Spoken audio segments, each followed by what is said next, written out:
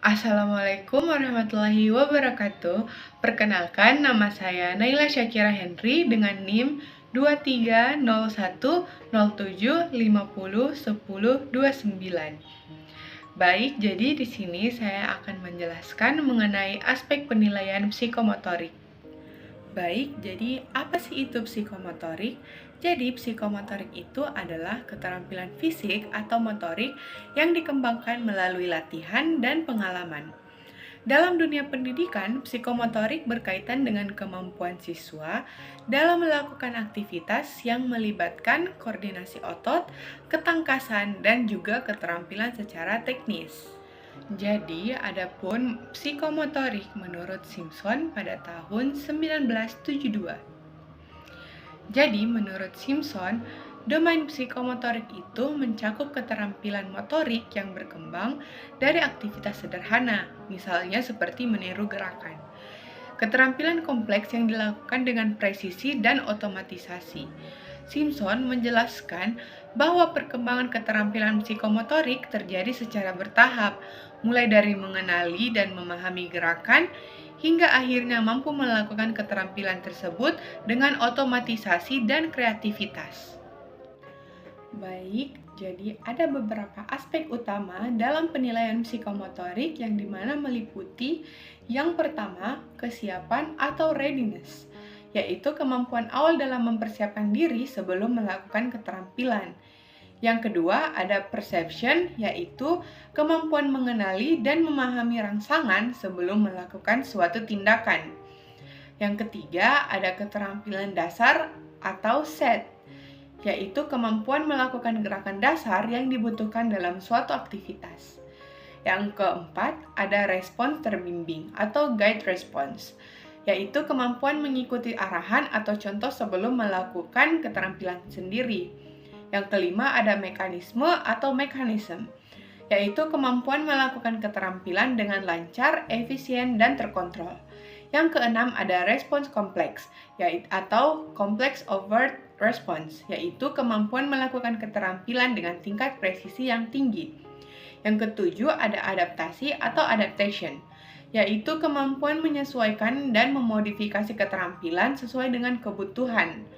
Yang kedelapan adalah kreativitas atau origination, yaitu kemampuan menciptakan atau mengembangkan keterampilan baru berdasarkan dengan pengalaman yang sebelumnya telah dipunyai. Jadi, adapun taksonomi menurut Dave pada tahun 1970. Dapat kita lihat pada gambar yang pertama adalah imitation atau imitasi, yaitu meniru gerakan yang diamati. Misalnya, meniru cara menggunakan mikroskop. Yang kedua adalah manipulation atau manipulasi, yaitu melakukan gerakan dengan bimbingan atau petunjuk. Yang ketiga adalah precision atau presisi, yaitu melakukan gerakan dengan ketepatan dan sedikit kesalahan. Yang keempat adalah articulation atau artikulasi, yaitu mengkombinasikan berbagai gerakan menjadi satu tindakan yang lebih kompleks dan terkoordinasi. Yang kelima adalah naturalization atau naturalisasi, yaitu gerakan dilakukan secara otomatis dan refleks tanpa perlu berpikir yang banyak. Selanjutnya ada taksonomi psikomotorik menurut Simpson pada tahun 1972. Elizabeth Simpson mengembangkan model dengan 7 tingkatan dari model dari Dave. Yang pertama adalah perception atau persepsi, yaitu mengenali dan membedakan rangsangan sensorik yang diperlukan untuk tindakan. Yang kedua adalah set atau kesiapan, yaitu memiliki kesiapan fisik dan mental untuk melakukan keterampilan. Yang ketiga ada guide response atau respon terbimbing, yaitu mampu melakukan tugas dengan bimbingan. Yang keempat adalah mechanism atau mekanisme, yaitu meningkatkan efisiensi dan kepercayaan diri dalam melakukan gerakan. Yang kelima adalah complex overt response atau respons terbuka yang kompleks, yaitu menunjukkan keterampilan yang lebih kompleks dengan kecepatan dan akurasi. Yang keenam ada adaptation atau adaptasi, yaitu menyesuaikan keterampilan dengan kebutuhan yang baru.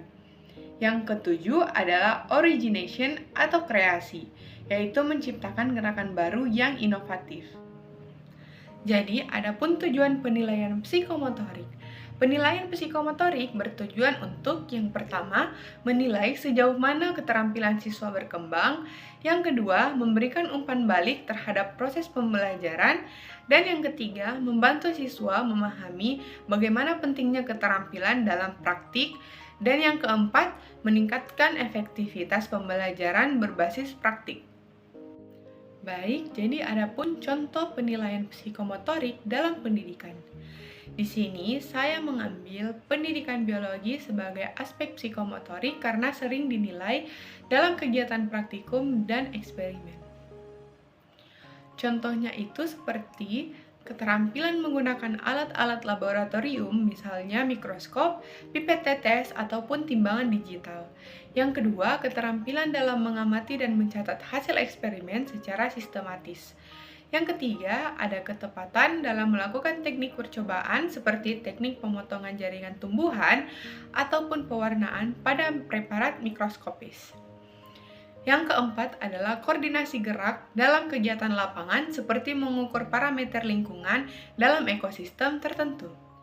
Jadi, aspek psikomotorik berkaitan dengan perkembangan keterampilan fisik dan motorik yang melibatkan koordinasi otot, gerakan tubuh, serta kesiapan mental dalam melakukan suatu tindakan.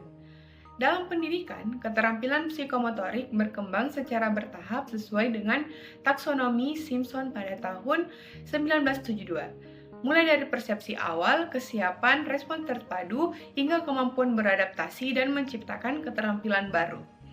Penerapan aspek psikomotorik dapat ditemukan dalam berbagai bidang, seperti contohnya tadi penggunaan mikroskop dan praktikum di laboratorium biologi.